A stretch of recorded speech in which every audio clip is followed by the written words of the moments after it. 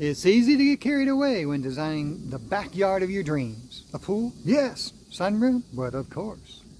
A fence? Well, why not? But the truth is that not all of these backyard features will be a selling point once it's time to sell your home. I'll explore the backyard features that offer the best return on the investment, the nuances of the deck versus a patio, and how to stretch your money for the best backyard on a budget. So let's get started now.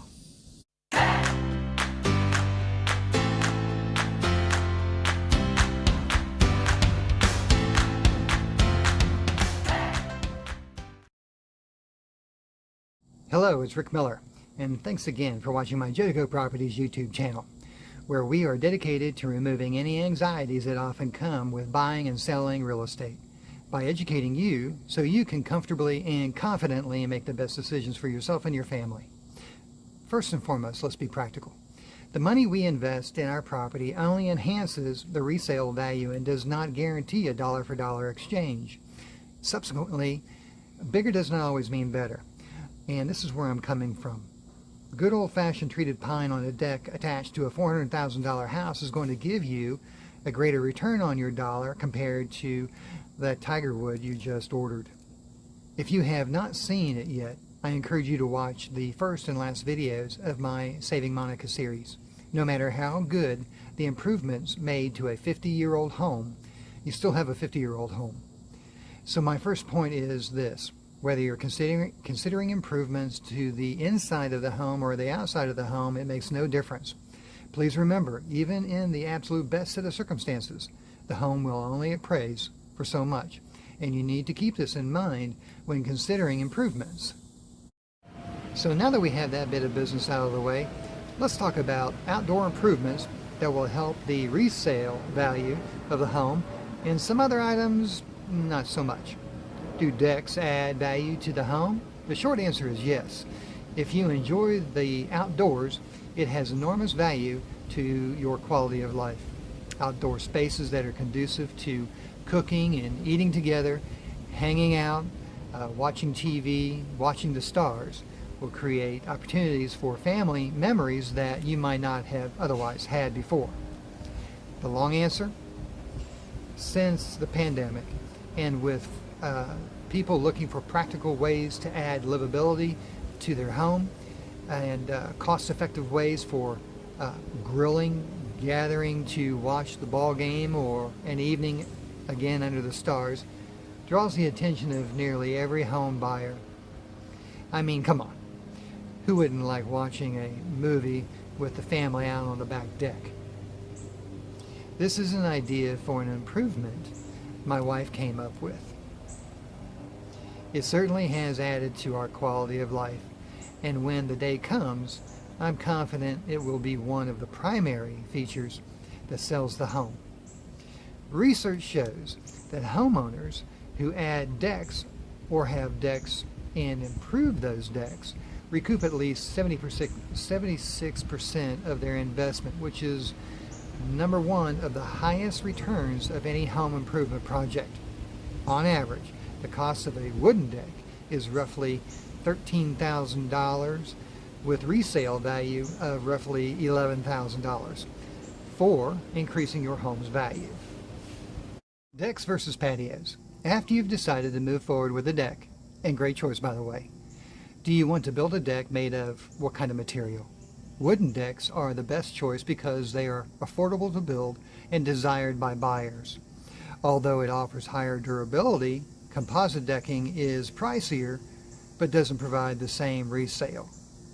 If a patio is a better choice for your home and your family, typically patios are built on a concrete slab that are commonly set with flagstone and set in a sand and pebble base.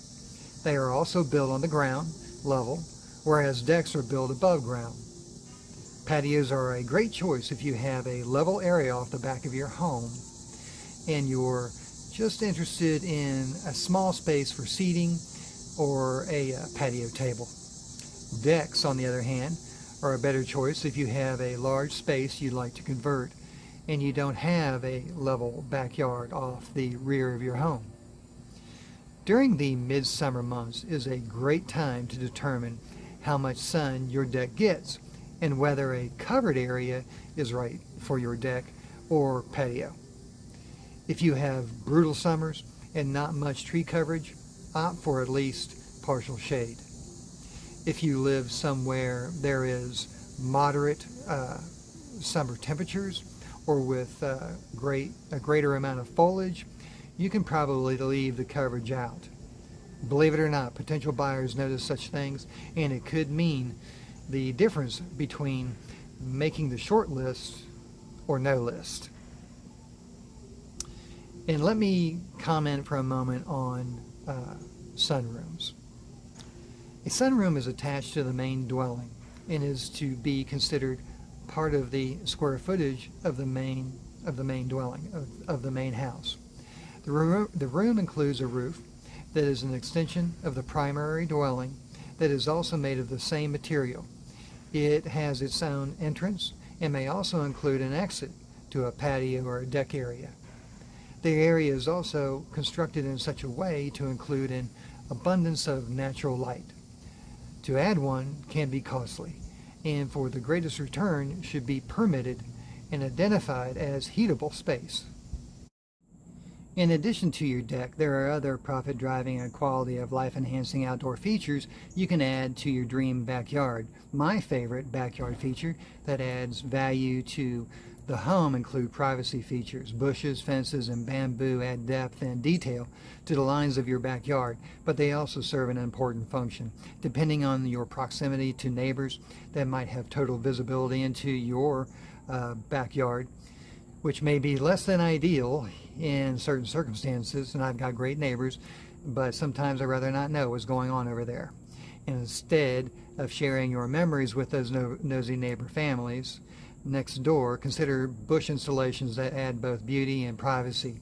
Shade features is a great suggestion to consider if your backyard lacks mature trees. Shade features such as pergolas, fruit trees, vines, and other large growth is a great way to add vibrancy and life to your backyard while also granting you some necessary privacy. These are inexpensive options that continue to grow in both size and value. Over time, the larger they are, the more shade they provide. Natural privacy features adds value and are attractive to home buyers opposed to wooden privacy or chain link fences. Swimming pools. Obviously, I've got to make a statement about swimming pools. Swimming pools are a tricky feature. I get asked about this all the time. For some buyers, they are a must-have. For others, they're high maintenance and high overhead. In-ground is always preferable to above. Think through the potential buyers of your home. Do many people in the area have pools? How you answer is likely a good choice for your area. If you install an expensive pool, though don't expect a high return, in-ground pools can cost between $30,000 and $100,000. And recouping any of that investment depends greatly on who's buying.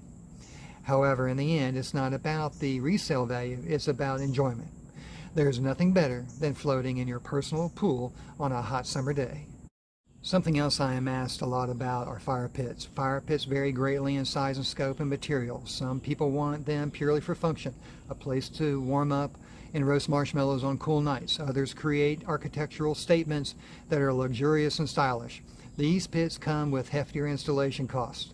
Think through the use of a fire pit and your objectives for your home value. Heavier investments will yield higher returns, but it's not worth it if you don't see the opportunity for your own personal use. Plus, remember what I said, your home is only going to appraise for so much, so keep that in mind when planning your budget. For me, and in my experiences as fire pits go, I've often recommended to sellers to let that itch be scratched by somebody else. Outdoor kitchens are a luxury. I love them, along with the TV over the outdoor fireplace on the deck or the patio, but they're quickly becoming a backyard status symbol in certain climates. If outdoor livability is high in your area, an outdoor kitchen will pay for itself in a matter of months. Although they can cost anywhere from $15,000 to upwards near $100,000, it's best to keep it simple. National Association of Realtor reports a stainless steel countertop, grill with stainless steel drawers, sink, and 60 square feet of countertop is plenty adequate for functional cooking space, plus it makes sense financially. For a simpler install, homeowners can expect about a 71% return on their investment. So who's ready to watch the golf tournament and dining al fresco? Call me, I'll be right there. Knowing which outdoor feature offers the best return and drives the most value is an important step in designing your dream backyard. Even if a home sale isn't in your immediate future, it's best to make updates with your home's worth in mind.